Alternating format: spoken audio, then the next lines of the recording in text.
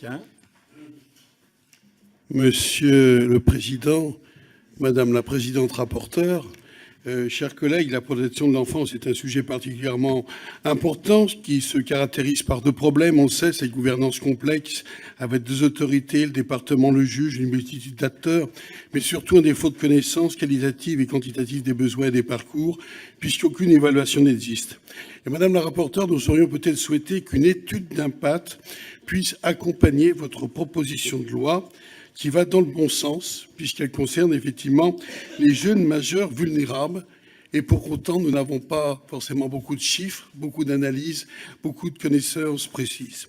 Vous allez en tout cas, et ce n'est pas un défaut, plus vite que le gouvernement, puisque le gouvernement avait demandé au Conseil économique et social et environnemental de fournir en quelque sorte des moyens pour établir une stratégie interministérielle pour la protection de l'enfance et de l'adolescence. Et sans attendre, aujourd'hui, vous nous proposez un certain nombre d'évolutions. On peut que s'en réjouir, bien évidemment, puisque fallait-il encore attendre? Certainement pas, il y a urgence. Et à travers un certain nombre d'articles, vous clarifiez un certain nombre de choses. Vous clarifiez le dispositif législatif relatif au contrat jeunes majeurs, vous clarifiez la prise en charge par le service de l'aide sociale à l'enfance, de la date d'anniversaire du jeune pour lui permettre de terminer ce cycle scolaire ou universitaire engagé. Vous clarifiez aussi la possibilité pour le département de prolonger la prise en charge des jeunes majeurs par les services de la protection de l'enfance jusqu'à l'âge de 25 ans, dont ces évolutions sont favorables. Mais surtout, l'une d'entre elles retient mon attention, peut-être faudrait-il encore aller beaucoup plus loin, c'est bien sûr l'insertion par l'emploi. Parce que des jeunes qui sortent sans moyens, sans assistance, sans accompagnement, ont besoin d'une chose avant tout, c'est de se sentir utile et de prendre place dans la société.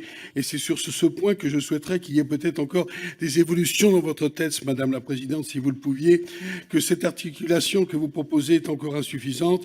Il faut véritablement qu'on ait cette obligation morale, j'allais dire institutionnelle, de faire en sorte que ces jeunes soient pris en main, soient accompagnés vers une formation, soient accompagnés vers un métier.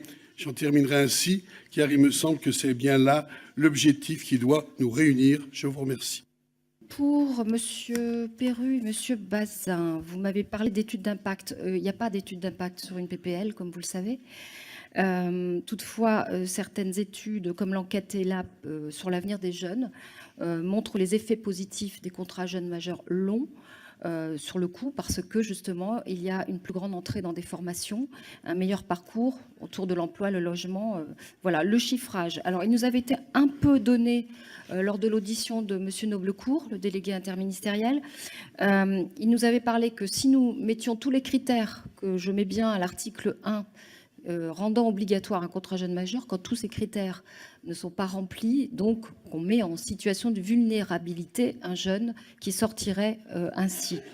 Il avait dénombré finalement que sur les 20 000, je ne sais plus combien on a mis, 21 000 à peu près, il y avait 3 à 4 000 qui seraient donc, qui feraient l'objet d'une aide par l'État, parce qu'on rendrait obligatoire ce contrat jeune majeur. Donc, le coût, à peu près, était évalué à 67 millions d'euros. Ce qui n'est pas un coût énorme, moi je pense, sur un investissement social qui se veut normal et que tout le monde ici demande. Donc voilà, je voulais vous donner à peu près cette précision, mais c'est vrai que c'est très difficile d'avoir des chiffres parce que ça change assez souvent selon les études, etc. et comment on juge la sortie.